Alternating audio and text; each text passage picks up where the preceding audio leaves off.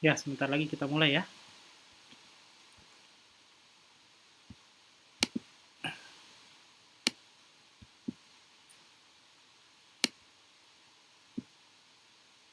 Kalau boleh tahu nih, yang sudah hadir dari mana saja nih? Kita absen dulu sebelum dimulai. Boleh memperkenalkan diri dari mana ya, siapa namanya gitu. Supaya kita ngobrol-ngobrolnya lebih enak ya. Saya sendiri Muhammad Iqbal. Ya, biasanya saya eh, berbarengan dengan Pak Rangga nih ya dalam pembelajaran pengantar IoT ini ya. Rangga mungkin sedang di mana nih sekarang, nanti mungkin sebentar lagi kalau beliau ini akan hadir juga ya. Jadi saya sudah kontak beliau. Eh, ini teman-teman yang sudah hadir dari mana saja, silahkan memperkenalkan diri. Silahkan ya, sebentar lagi kita mulai nih.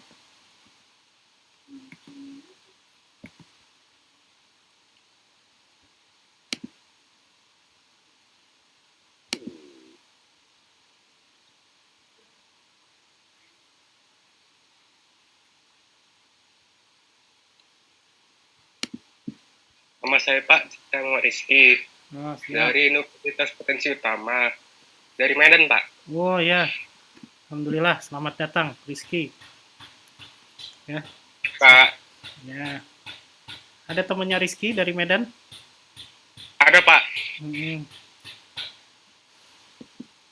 Lanjut.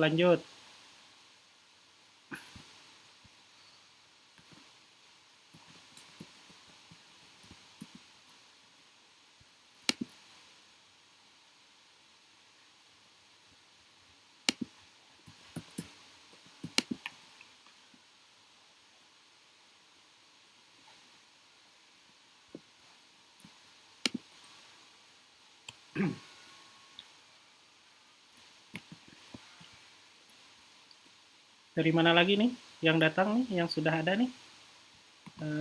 Dari Medan sudah ada Rizky, lalu ada apa lagi nih?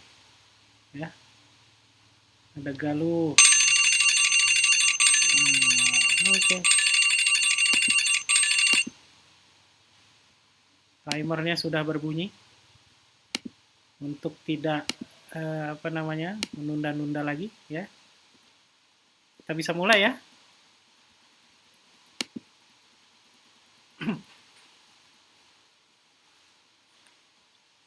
Yang lain monitor? Monitor nggak nih? Ayo, yang lain.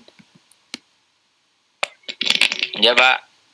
Ya, tadi dari Medan sudah ada Rizky. Ini siapa lagi nih yang hadir nih? Coba memperkenalkan diri dulu. Izin Pak, memperkenalkan diri. Siap. Assalamualaikum warahmatullahi wabarakatuh. Waalaikumsalam. Saya Ahmad Mualim dari Unisula Pak. Unisula. Terima kasih. Oke, siap. Selamat datang. Panggilannya apa? Ahmad Mualim. Ya. Mualim Pak. Mualim ya. Oke. Baik, ada lagi yang lain? Oke, mungkin kawan-kawan kemarin di dalam 2 pekan yang awal kemarin sudah melihat ya beberapa materi ya, ada 2 materi. Lalu di 2 materi itu juga ada tugas-tugas pula ya, tugas-tugas pula yang perlu dikerjakan ya supaya lebih memperkaya khasanah ya.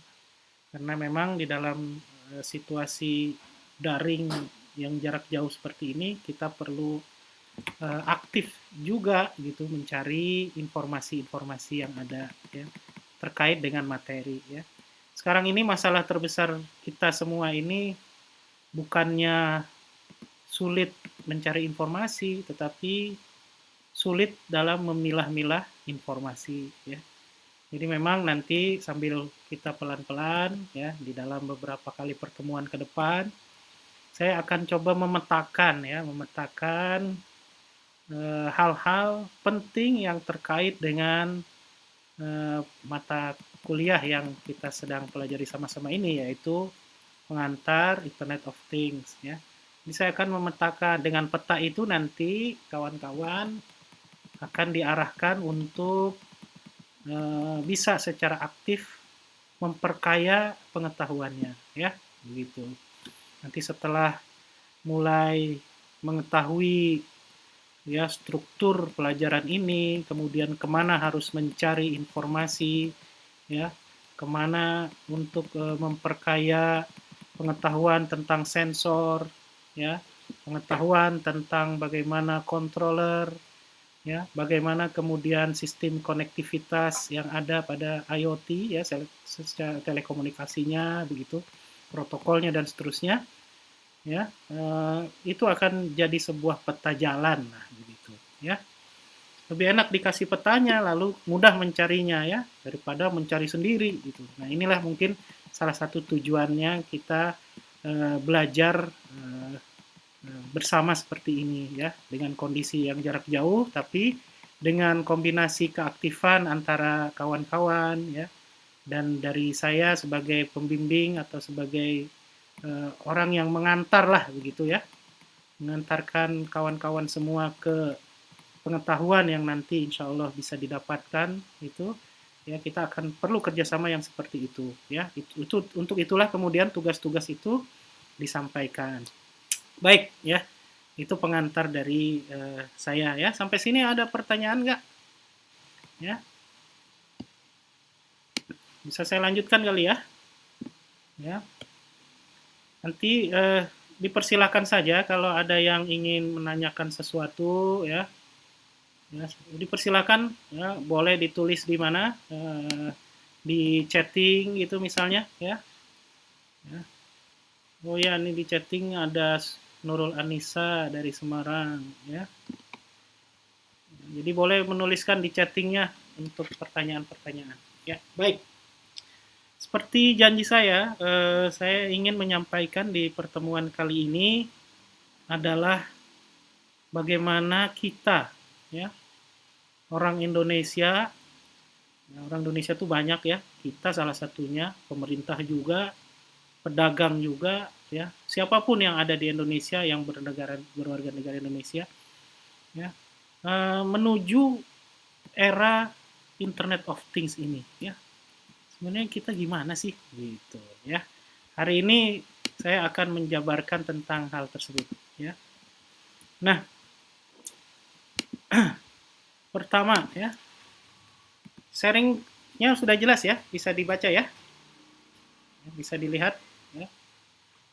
Jadi bagaimana Indonesia menuju era IoT ya, gitu. Di situ ada beberapa hal yang saya ingin sampaikan, beberapa fakta gitu ya, tentang kecepatan internet di sekitar kita, ya, jumlah pengguna internet di kita di negara ini gitu. Dan kita akan coba melihat beberapa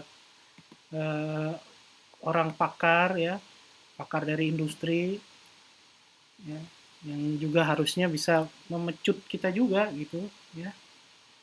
Kenapa IoT itu menjadi penting gitu di zaman-zaman sekarang ini gitu. Lalu bagaimana memulainya gitu ya, bagaimana memulainya sebagai orang Indonesia begitu ya. Dan juga tentu saja di situ ada komunitas-komunitas maker ya, space ya, maker space istilahnya. Ini salah satu istilah saja. Ya. Jadi bagaimana orang-orang pembuat ya, pembuat teknologi itu punya komunitas-komunitas yang bisa kita dekati tentu saja ya. Buat apa kita bergabung dengan komunitas? Ya untuk sharing ya. Salah satunya juga kita bergabung misalnya di MOOC ini juga memperkuat connectivity kita ya antar universitas yang berbeda-beda, yang jauh satu sama lain. Kita menyatu di sini sebagai satu komunitas yang mendekatkan satu sama lain untuk bisa bertukaran informasi dengan lebih mudah itu sebenarnya ya. Dan kita juga akan lihat beberapa potensial pasar ya, IoT ini, terkait dengan IoT. Dan juga apa yang sudah pemerintah lakukan nih sebagai pengatur ya gitu, itu juga perlu, karena biar bagaimana ya nggak bisa nih kita bergerak tanpa aturan gitu. Dan yang membuat pelaksana aturannya adalah pemerintah, yang membuatnya tentu saja legislatif gitu. Nah, itu juga perlu kita bicarakan. Makanya kemudian di tugas yang sudah disampaikan di LMS ya, apa tugasnya yang kemarin yang terakhir? Mereview tulisan persiapan tentang regulasi IoT ya, gitu kalau nggak salah. Nah, itu juga perlu sambil kawan-kawan bisa melihat apa landasan hukumnya. Nanti akan kita lihat kenapa jadi penting itu ya, gitu. Nanti karena kita akan menyimpan banyak data gitu ya, menyimpan banyak data dan datanya juga bukan punya kita gitu. Ya, itu rentan sekali kalau tidak ada peraturan ya. Nah, nanti di bagian terakhir ini ada apa namanya? Secuplik kisah. Wah, ya. Kisah suatu data itu sangat sekali berharga ternyata setelah mencapai rentang waktu tertentu ya. Baik, sekarang kita lihat yang pertama ya. Saya cari nih ya, tahun 2000 ini update-nya gimana nih ya. Ternyata dapat di bulan Juni di di tengah-tengah pandemik gitu ya. Broadband ya, internet speed ya. Secara global itu 78,26 Mbps. Broadband internet speed untuk download ya. Indonesia kita lihat global average-nya 78 Mbps. Indonesia ada di 114 ya gitu. 21,28 Mbps. Tapi alhamdulillah lah gitu ya. Kita masih bisa begini nih ya. Teknologi asinkronus ya gitu. Ini benar-benar sangat bagus ya, sehingga kita bisa melakukan tatap muka jarak jauh, tapi sudah dengan kondisi yang baik gitu ya. Gitu. 21 ya, 21 nomor ya 114 ya. Nomor 1 di ASEAN itu adalah Singapura, 208 Mbps. Waduh, kencang sekali tuh di Singapura ya, gitu. Nah, itu kalau internet speed broadband ya. 21. Kalau di mana? Di kecepatan dari mobile internetnya berapa kalau di Indonesia? Ya, kalau secara global 34 Mbps. Indonesia ada di 16-nya, ada di setengahnya gitu ya. Tapi kita udah seneng ya gitu. Ya, tapi mudah-mudahan lah nanti kita akan lihat sampai apa yang pemerintah lakukan tuh untuk supaya meningkatkan internet. Ya. Walaupun lihat di sini ya. Kita ke berapa itu ya? 21 Mbps. Tapi lihat 64% penduduk Indonesia sudah terkoneksi dengan jaringan internet. Ya, luar biasa. 64%. Ya, lebih dari setengahnya ya. Jadi 272 juta itu dibagi 2 gitu. Lebih dari setengahnya, 64%-nya. Ya. Gitu. Dari 272 ini ternyata 338-nya ya koneksinya menggunakan mobile gitu. Ya. Jadi 64% dari 272 ya, juta ini adalah 175 sudah menggunakan internet. Ya. Dan dari 175 ini 160-nya ya 160 jutanya aktif di media sosial. Wow, jadi masih banyak di media sosial ya. Ini jadi penting karena apa? Karena nama judul kuliah kita kan Internet of Things gitu. Ya. Jadi kalau udah kita memakai things di memanfaatkan internet ya, kita akan menjangkau user-user ini gitu. Ya. Akan menjangkau user-user yang sangat banyak ini. Jadi potensi kita memang sangat besar. ya, dan potensi data ini harus kita lindungi gitu ya, harus kita lindungi, kalau enggak nanti lari keluar semua, nanti akan kita akan sama-sama ketahui ya pada saat saya cerita tadi, cerita pada kisah apa, secuplik kisah berharganya suatu data ya, nanti ya kita lihat ya. Dan nah lihat sekarang berapa lama nih gitu orang Indonesia terkoneksi di internet sehari ya, rata-rata tuh sekitar 8 jam per hari terkoneksi internet, cukup intens juga ya,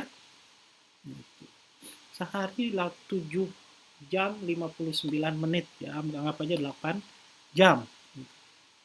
Satu orang tuh pasti terkoneksi dalam sehari itu kurang lebih 8 jam, itu secara rata-rata.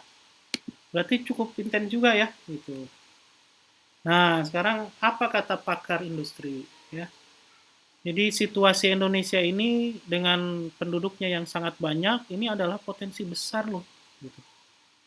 Ya, kebutuhan-kebutuhan servis yang ada di internet itu menjadi kebutuhan bagi kita juga gitu ya. Makanya beberapa pakar bisnis, pakar di sini Intel nih, Intel Corporation ya. Terus ada lagi apa namanya? Di sini ada CIO dari CI Agriculture ya, Pak Regi Wahyu juga menyatakan pendapatnya ya. Di Intel saja ya, ini beberapa tahun yang lalu beliau bilang ya bahwa era IoT akan datang 3 sampai 5 tahun ke depan. Nah, sekarang nih pas ya. Sudah datang sekarang gitu. Ya, ini pernyataan tahun 2015 ya. Sekarang di tahun 2020 gitu. Ya, ini sebenarnya ada beberapa pakar lainnya yang mengatakan, tapi saya pilih 2 aja gitu.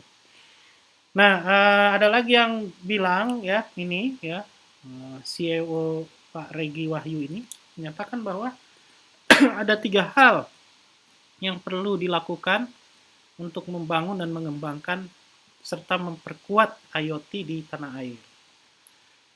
Yang pertama, membuat ekosistem IoT ya, disitulah tempat berkumpulnya para inovator untuk bisa memvisualisasikan ide-idenya ya tentang IoT ya, buat ekosistem IoT ya. Jadi ini seperti apa, membuat apa namanya, para inovator ya bisa berkarya, membuat wadahnya begitu ya, untuk menghasilkan startup baru ya, apakah itu nanti di bawah biasanya nanti di bawah smart city ya, masing-masing daerah punya program smart city misalnya ya, ataukah secara nasional ya, dibuat seperti itu. Jadi harusnya memang dibuat bertingkat begitu ya. Dan soal IoT ini juga harus kolaborasi ya gitu. Ekosistem yang ada itu juga harus dikolaborasikan. Kadang smart city saja ya, smart city itu intinya juga kolaborasi ya. Tidak mungkin semua sensor diadakan oleh pemerintah, nilainya pasti mahal sekali gitu. Tapi secara ini swasta, perusahaan-perusahaan umumnya juga sudah mempunyai misalnya CCTV sendiri. Nah, bagaimana kemudian CCTV itu bisa dipergunakan bersama dengan pemerintah dan orang-orang yang memang ditunjuk untuk melakukan pemrosesan CCTV tersebut. Ya, itu contohnya ya. Dan juga yang harus dikembangkan lebih kuat lagi itu adalah membuat IoT sebagai salah satu solusi ya. Jadi kita kalau mau buat perangkat-perangkat IoT itu di Indonesia ini terutama ya, sebenarnya bukan hanya di Indonesia tapi juga di seluruh dunia ya, kita menawarkan solusi ya, menawarkan teknologi yang memudahkan suatu pekerjaan ya. Jadi 3 hal itulah yang kemudian kita harus usahakan ya pada saat kita mempersiapkan menuju era IoT ya. Nah, selanjutnya adalah bagaimana kita bisa berangkat ya untuk menuju itu semua, berangkat dari komunitas ya.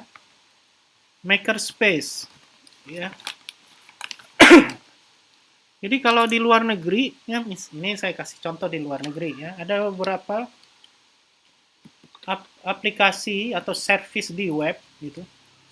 Ya, jadi berupa aplikasi ya, bisa berupa tampilannya berupa aplikasi. Jadi ekosistem itu bisa melalui di kontaknya juga melalui web based application sebetulnya ya, seperti text ya, text shop itu ya bisa mengeksplorasi di sana ya, bahkan dari controller tertentu ya, misalnya seperti Raspberry Pi ya, bikin komunitas makerspace Raspberry khusus untuk IoT dan seterusnya ya.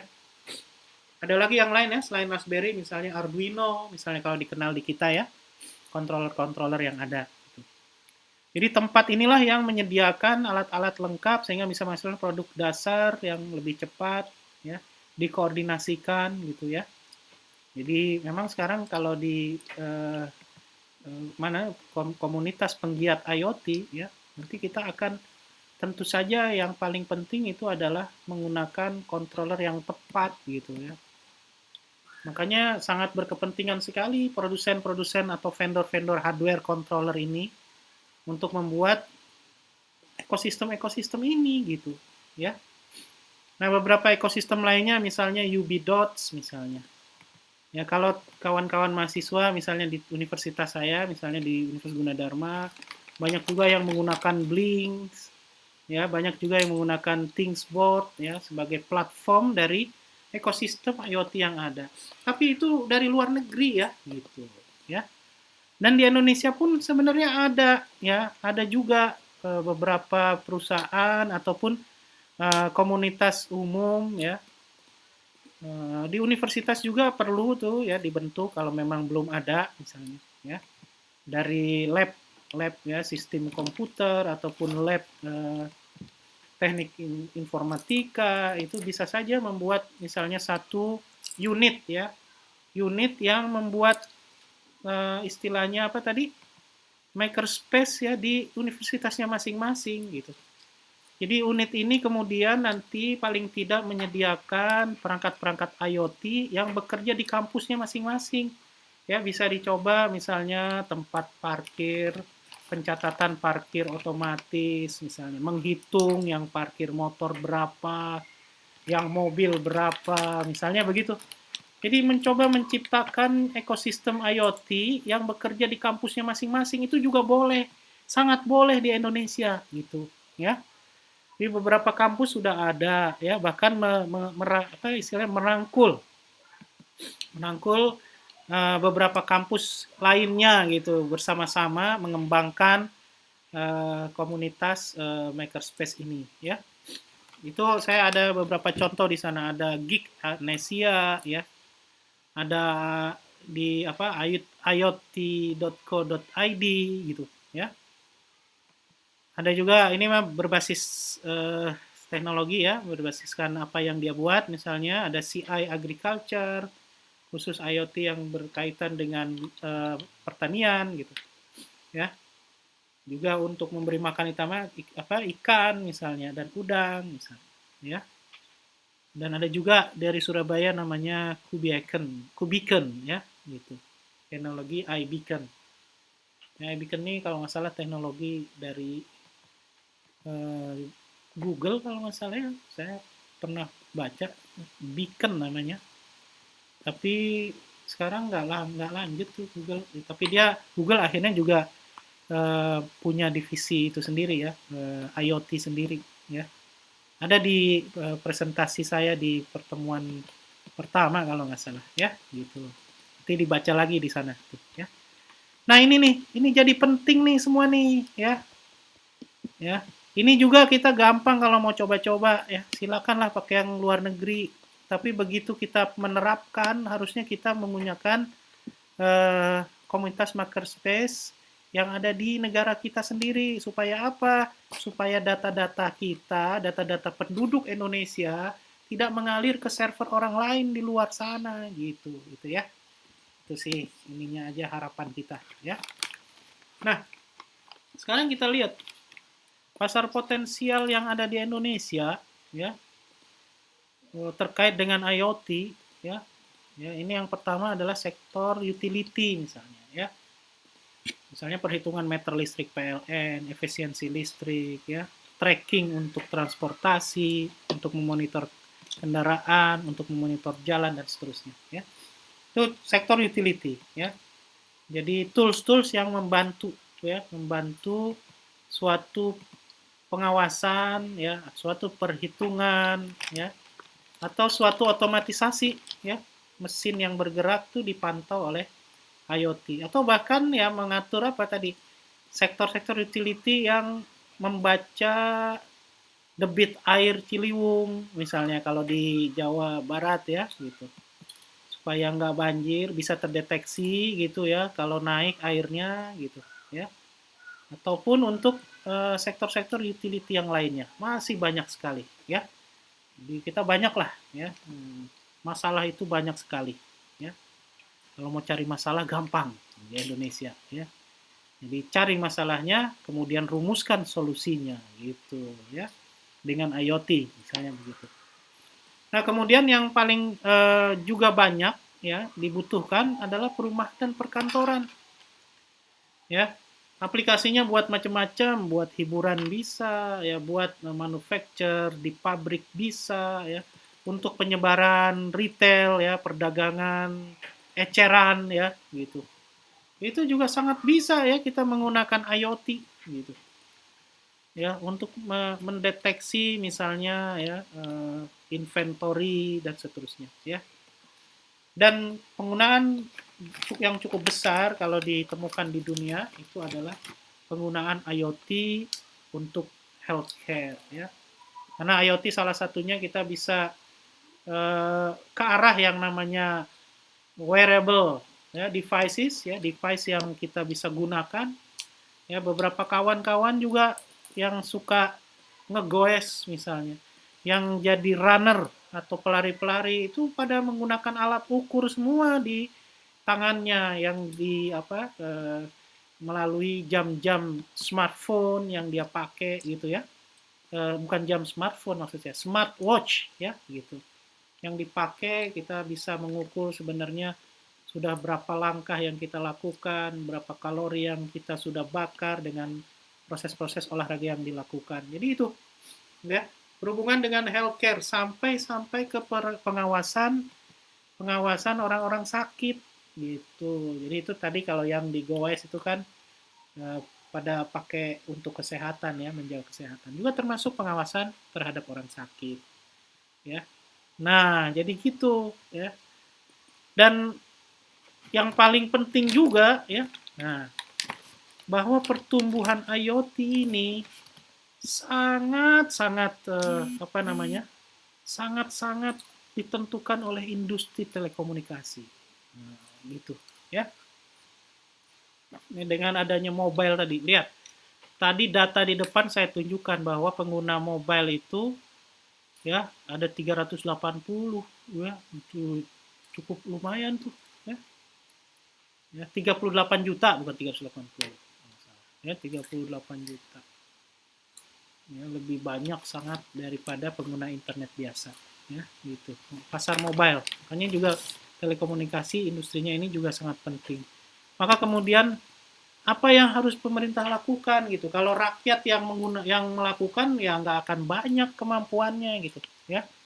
Mungkin yang pertama itu adalah perluasan infrastruktur ya, infrastruktur telekomunikasi ya.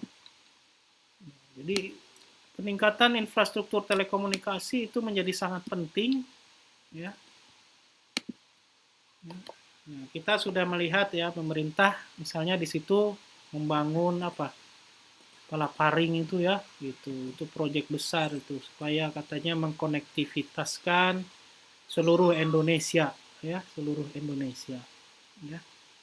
Di infrastruktur udah jadi penting dan itu tentu saja harus pemerintah yang melakukannya ya.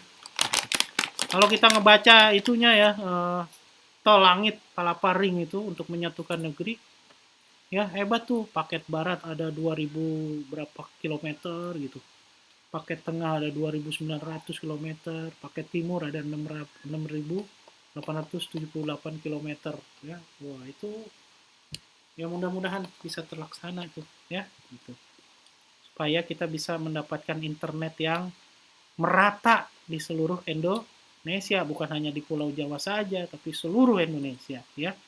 Nah, itu harus penting tuh, ya. Jadi kalau tidak ada internet, ya gimana jadi internet of thing gitu. Jadi masa of thing doang gitu, ya. Jadi mungkin nggak akan terbentuk. Makanya infrastruktur harus ada. Dan pemerintah sudah diamanahi oleh kita sebagai semua rakyatnya supaya mengadakan itu, ya. Kalau bisa mah harusnya jangan ngutang ya, gitu. Tapi ya gimana lagi, gitu.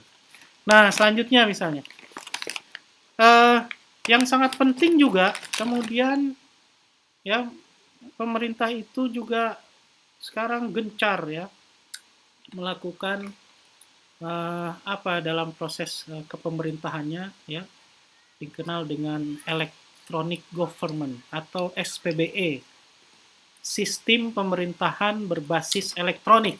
Nah, sistem pemerintahan yang berbasis elektronik inilah juga yang turut me, apa istilahnya mengembangkan atau membuat industri IoT menjadi semangat gitu.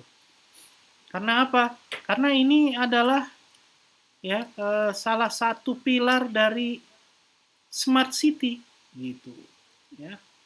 Jadi electronic government ini yang disebut juga kalau di smart city menjadi bagian dari smart government ya. Itu juga jadi pilar itu gitu. Ya.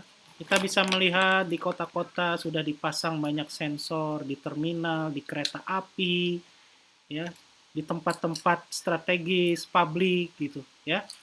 Jadi lampu itu otomatis nyala sendiri kalau gelap gitu, ya. Kalau terang dia mati, ya. Tata kelola kota yang canggih gitu, ya. Jadi sebagai basisnya adalah sistem pemerintahan berbasis elektronik di berbagai apa? Bagi itu pusat ya, kementerian, ya lembaga-lembaga negara ataupun di daerah-daerah. Itu KLD itu singkatan dari itu, ya. Dan kemudian juga jangan lupa ada satu hal penting yang pemerintah harus lakukan terhadap keberlangsungan teknologi ini, ya, menuju smart nation gitu ya. Jadi banyak smart city ya membentuk suatu smart nation gitu yang luar biasa. Perlu diatur regulasi, ya, perlu diatur tata kelolanya juga. Yang berhubungan dengan SOP, bagaimana pemeliharaan hardware, pemeliharaan software, peningkatan sistem dan seterusnya. Ya, makanya itu kemudian ya saya masukkan sebagai salah satu tugas di pertemuan ketiga ini, ya kawan-kawan menyelesaikan apa sih sebenarnya yang harus diatur gitu.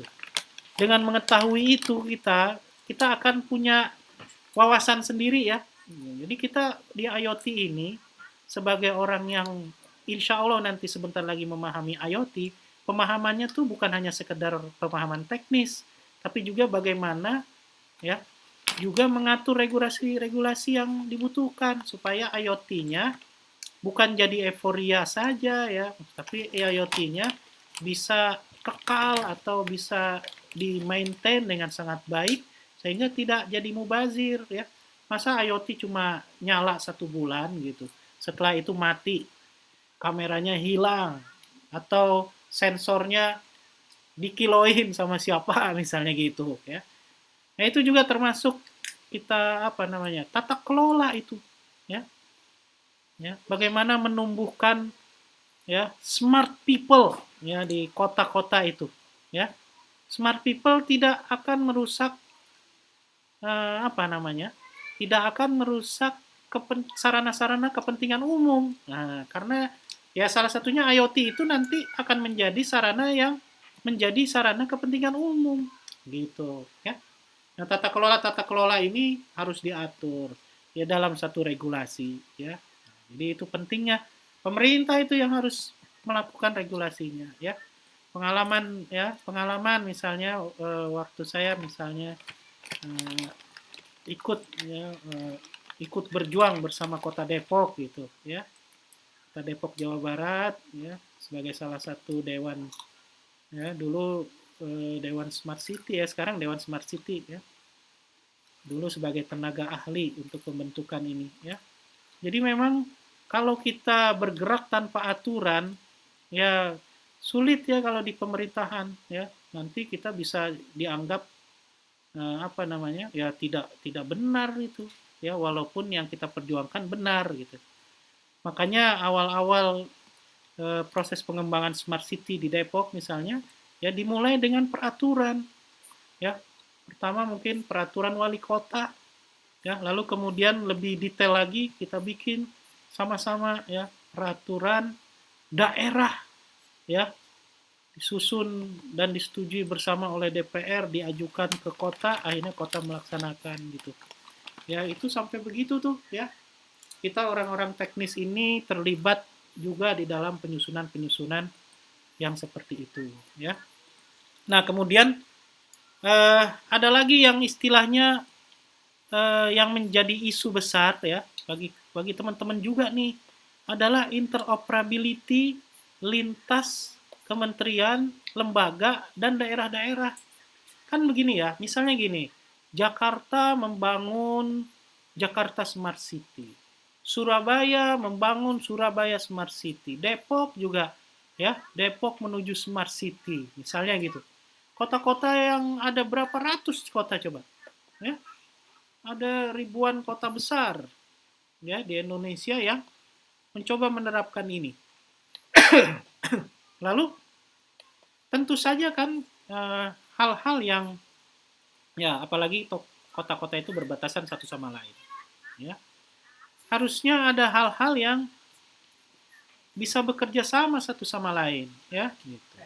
Itulah yang disebut dengan interoperabilitas sistem-sistem yang sangat banyak itu tapi bisa bekerja secara bersamaan ya. Biarkan mereka masing-masing punya data masing-masing, tapi ada kesepakatan data yang bisa di-sharing bersama dan dipergunakan secara bersama. Ini juga pekerjaan yang masih banyak buat kawan-kawan nanti. Jadi nanti teman-teman itu bukan hanya sekedar membuat ya suatu peralatan, membuat satu sistem IoT, tapi juga menggabungkan ya, membuat juga masih butuh tenaga kerja dan menggabungkan berbagai macam IoT juga masih perlu banyak orang untuk melakukannya. Nah, itu kira-kira. Ya. Nah, jadi interoperability itu namanya. Ini juga salah satu kesempatan ya. Ya pemerintah memang secara tanggung jawab mereka lah memang harus melakukan ini interoperability. Ya. Kalau misalnya kota-kota yang ada di daerah Jawa Barat misalnya nanti pemerintah provinsinya yang mengatur proses interoperability-nya. Ya. Lalu misalnya kalau kota-kota yang ada di Pulau Jawa misalnya. Ya kalau Jawa mah udah nasional ya, Jawa, Sumatera, Kalimantan ya, Sulawesi dan semuanya yang ada di Indonesia ya. Itu harus dikoordinasikan secara nasional kemana misalnya, ke kementerian mana misalnya. Ya. Ya itu contohnya tuh, ya. Dan kelihatan sekali ya ada geliat ya semangat dari daerah ya dengan dibikinnya berbagai macam sistem smart city yang sudah sangat bagus-bagus ya. Di dalamnya salah satunya ada tata kelola SPBE dan juga tata kelola IoT ya. Jadi kesempatan kita juga tuh ya itu proses pengembangan sensor yang ada ya. Di ini kira-kira ya yang harus yang pemerintah lakukan dan dengan dilakukan oleh pemerintah ini maka akan membuka kesempatan besar juga bagi kita untuk ikut menjadi salah satu makernya atau menjadi salah satu pelaku ya yang memberikan kontribusi terbaiknya ya. Jadi gitu kira-kira. Ini yang pemerintah lakukan ya, apa yang harus pemerintah lakukan. Dan ini saya ambil contoh nih ya. Ya. Bagaimana proses governance ya atau pengaturan sistem IoT gitu. Ya. Pertama ya pemerintah itu menentukan orientasi pasar IoT ya yang ada di Indonesia. Mana dulu yang penting? Ya, Indonesia sebenarnya udah punya ya. Indonesia menuju 4.0 itu sudah ada program itu, ya.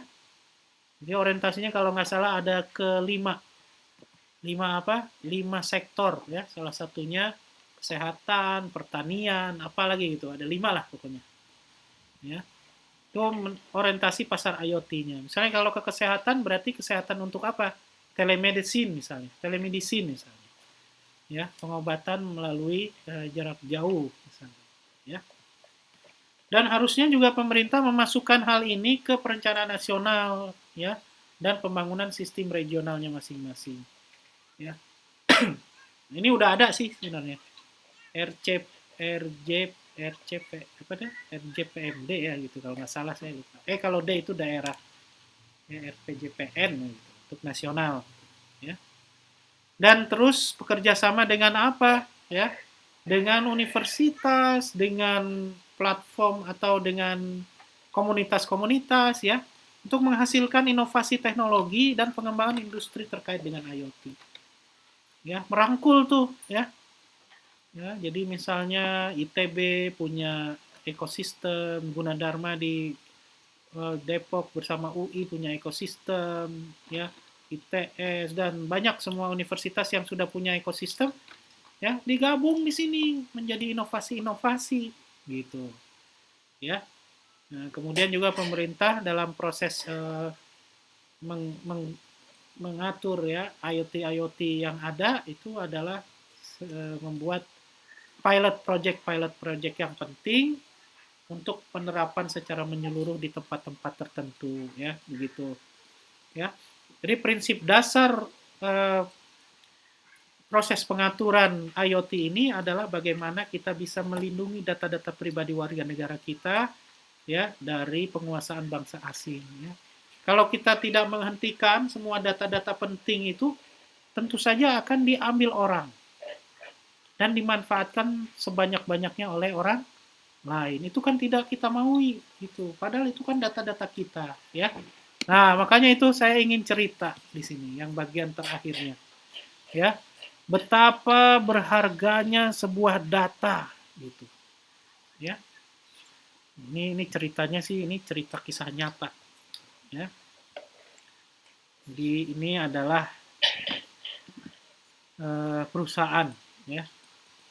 Perusahaan yang salah satu penggeraknya adalah masih saudara dengan saya, ya. Keponakan. Ya. Jadi dia tahun berapa gitu ya, mencoba membuat satu sistem GPS tracker. Ya. Dia tidak hanya menjual GPS trackernya saja, tapi juga dia menjual servisnya, ya. Sehingga siapa yang beli GPS trackernya nanti akan punya login di sistem servisnya, ya, dan bisa menggunakan servis tersebut untuk mendeteksi di mana kendaraan, ya, karena ini GPS tracker kan, ya, di mana dia berada, ya, kendaraannya di mana dia berada, ya. Jadi ini perusahaan lokal, ya.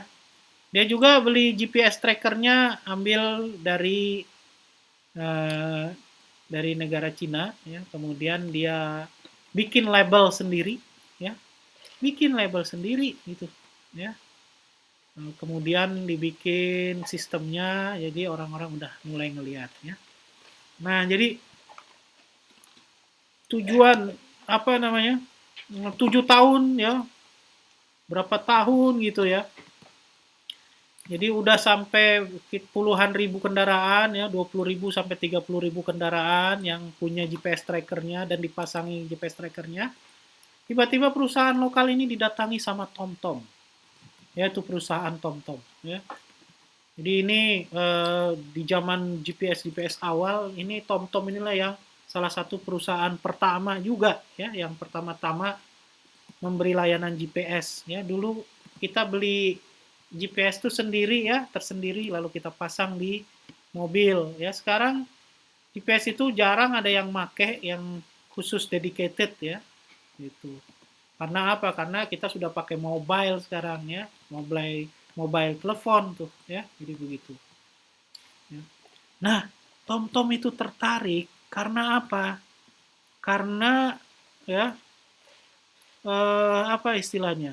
Ya, sudah ada 20.000 data mobil, ya, dan selama 7 tahun pola-pola pergerakan data itu sudah bisa dibaca.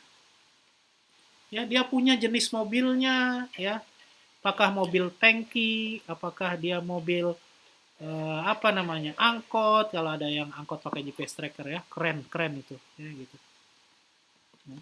Dan seterusnya ya. Jadi pola-pola pergerakan mobil itu dalam 7 tahun itu menjadi sangat berharga datanya. Ya, karena pola itu bisa dianalisis dengan teknik-teknik apa sekarang? Teknik statistika, yang paling keren adalah teknik artificial intelligence gitu ya. Dan dari pola-pola itu akan menjadi suatu bisnis intelijen, istilahnya apa? Suatu petunjuk ya bagi perusahaan-perusahaan ya untuk memutuskan rencana-rencana strategis berdasarkan kenyataan-kenyataan yang ditangkap oleh sensor ya setiap harinya. Kan kalau udah terpasang IoT kan terus-terus akan mengirimkan data kan. Nah, data itu pola-polanya kita bisa diselidiki ya. Pola-pola data itu bisa kita analisis sehingga nanti keputusannya tepat. Oh, kalau gitu kalau mau bikin pom bensin baru ya wilayahnya di sini aja karena hampir semua barang-barang mobil-mobil pengangkut barang itu lewatnya sini, maka belinya pom bensin tuh bukan beli, maksudnya mendirikan pom bensin tuh di wilayah mana. Nah, itu misalnya contoh-contoh keputusan-keputusan strategis ya. Jadi perusahaan kecil di Indonesia ini dilirik sama Tom sampai mau ya.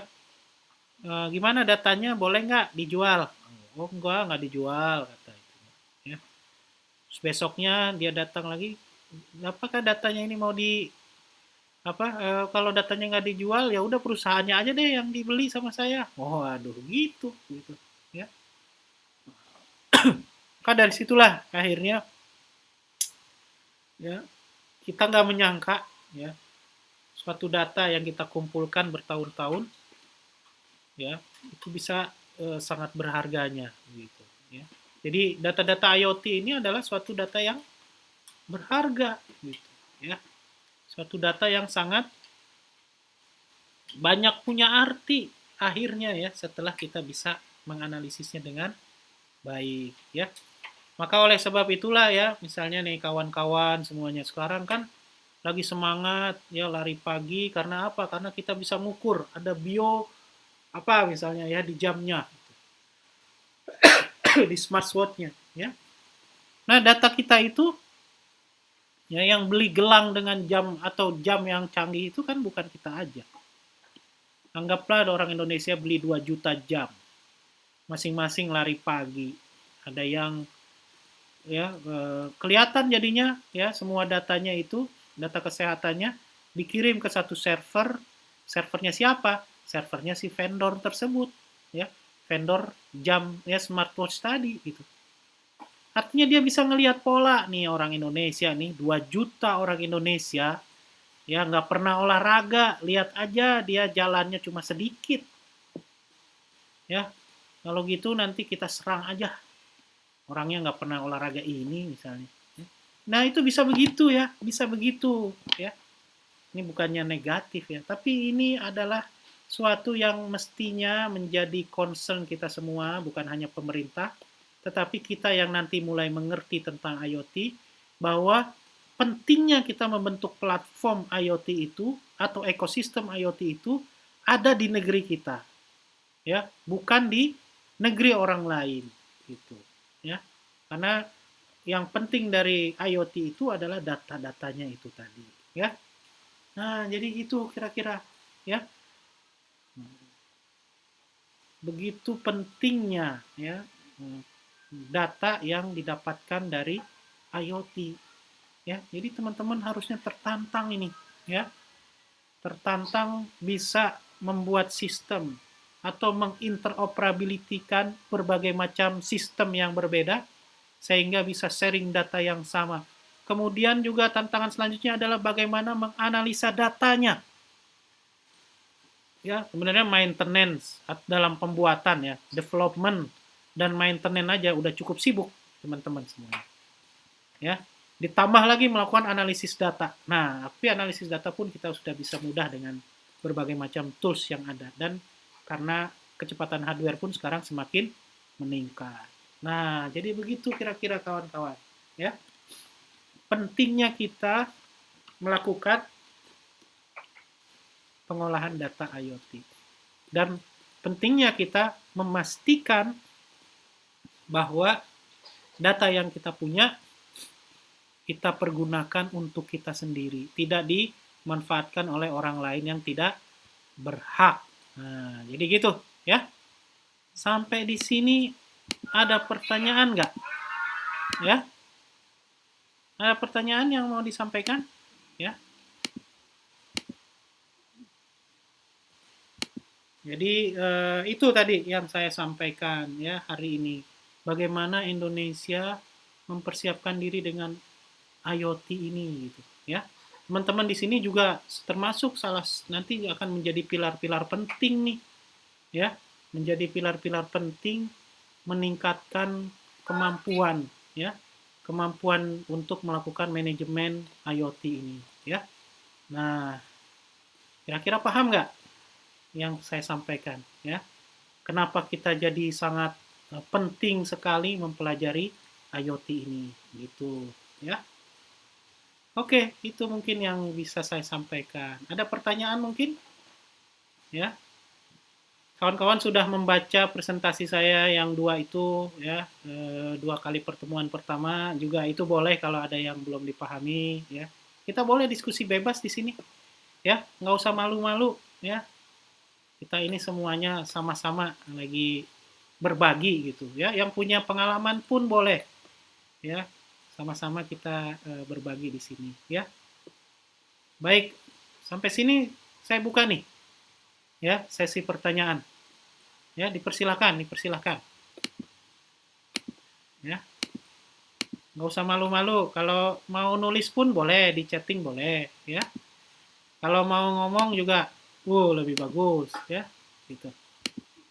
Ada pertanyaan? Ya. Halo? Ada pertanyaan nggak nih? Ya. Dipersilahkan.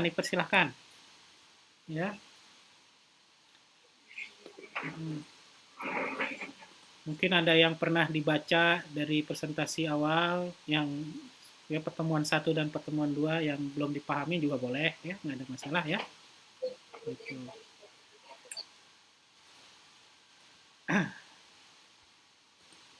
Ya, siapa yang mau bertanya? Dari Medan ada yang mau bertanya? Dari Unisula ada yang mau bertanya? Ya. Bagaimana? Belum ada pertanyaan. Ya.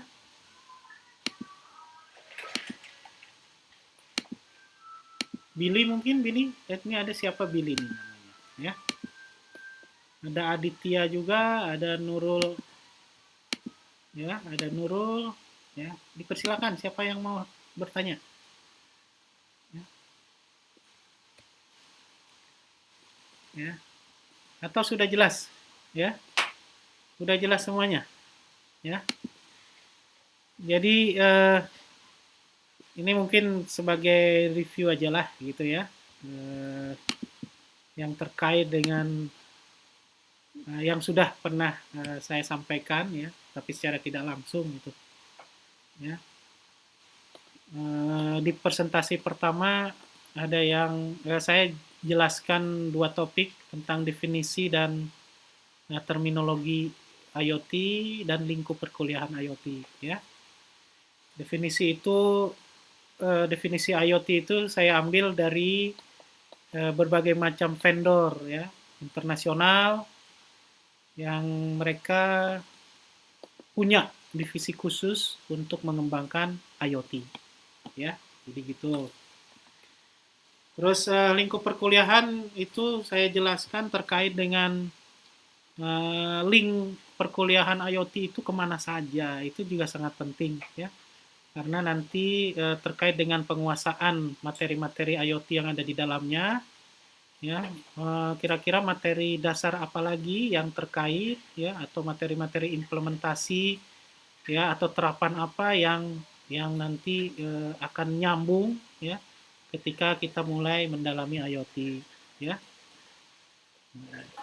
Kemudian di bagian pertemuan keduanya, ya, saya menyampaikan juga, ya, bentar kita lihat terkait dengan evolusi teknologi IoT, ya, gitu.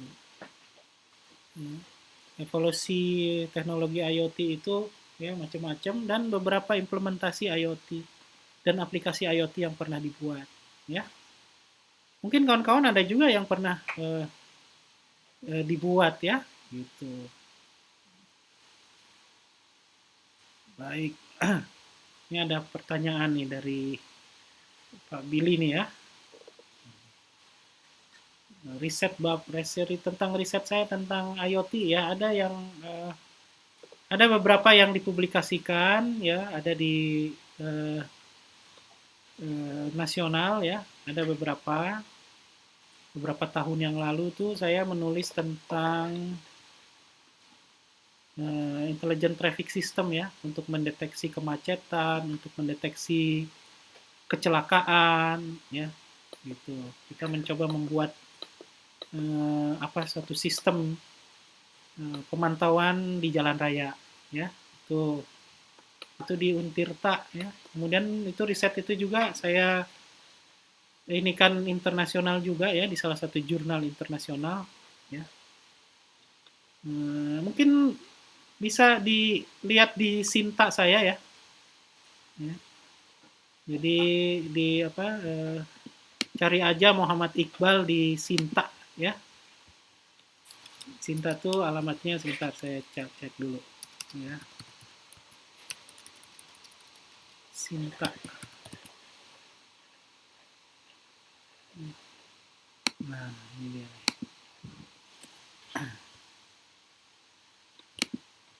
Kalau Sinta itu, ya kan sekarang kan dosen-dosen di Indonesia itu sekarang udah punya Sinta, ya, gitu, ya.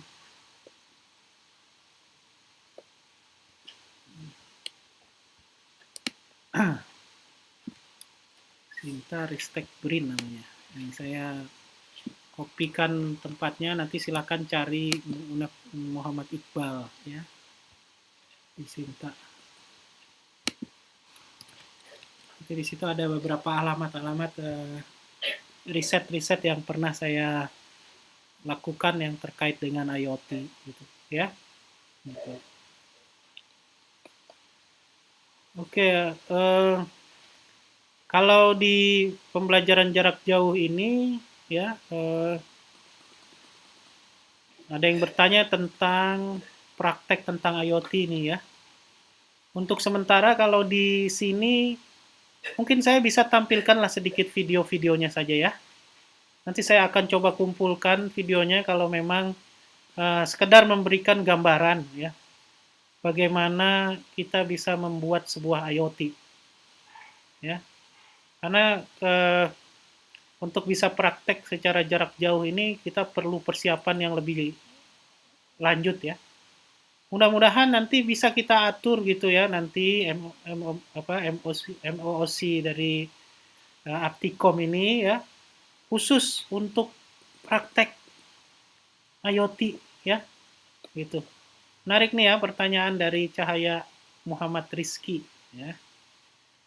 Jadi kalau memang itu perlu dipersiapkan secara khusus, ya. Untuk pertemuan pertama kali ini, ya, di pengantar IoT ini belum ada, ya, proses praktek tentang IoT itu belum ada, ya.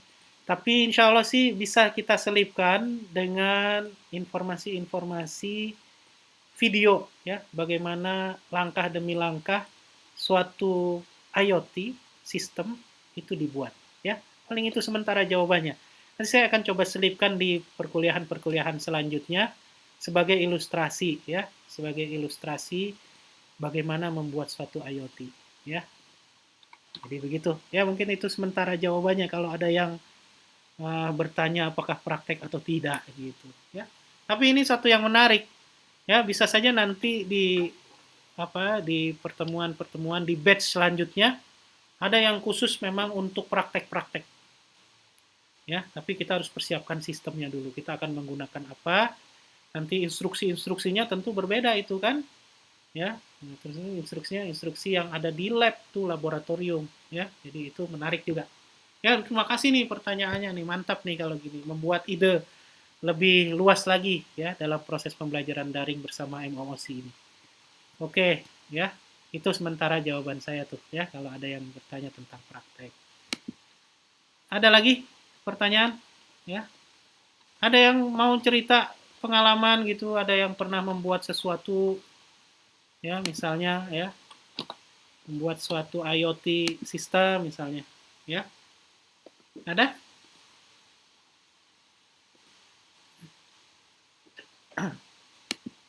Ya. Ini kalau boleh tahu jurusannya apa nih yang ada, yang hadir nih kebanyakan dari jurusan apa?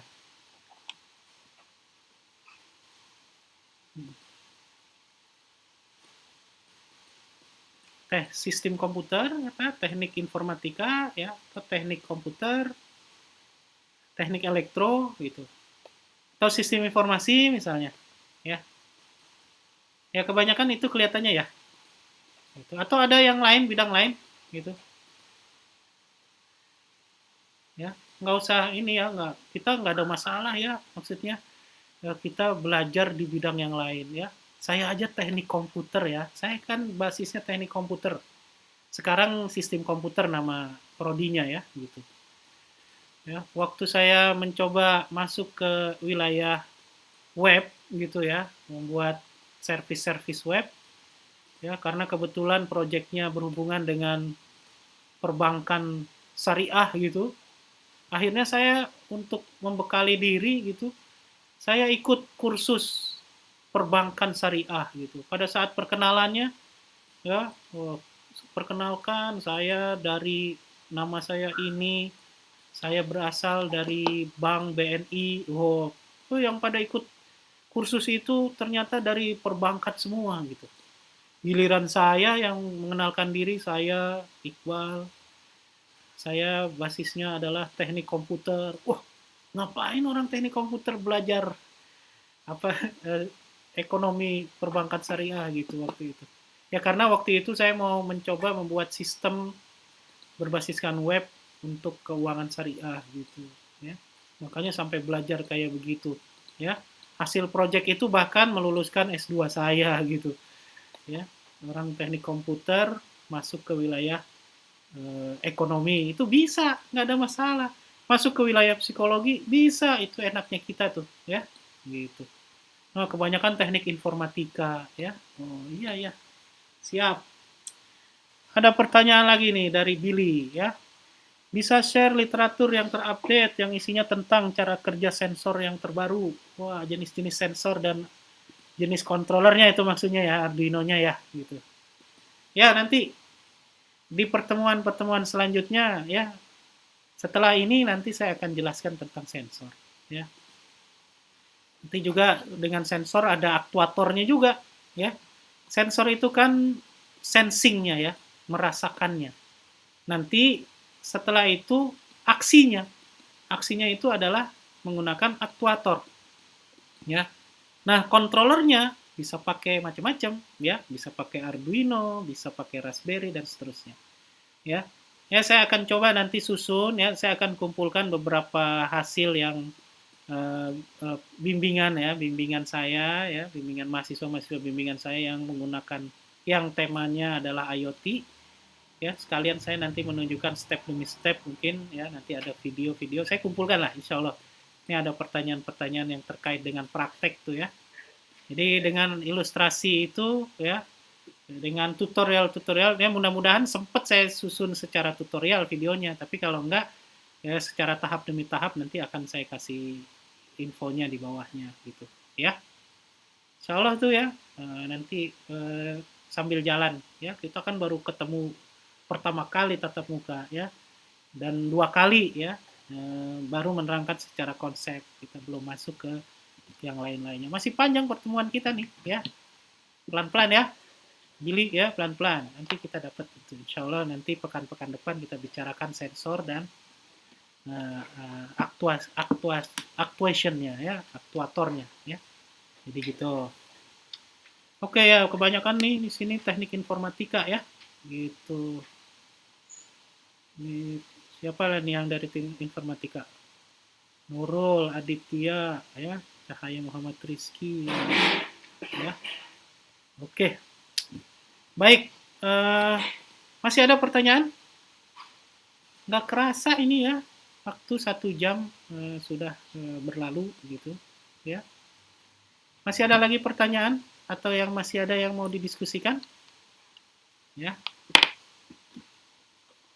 Kalau nggak ada ya, untuk pertemuan kali ini saya cukupkan hari ini ya.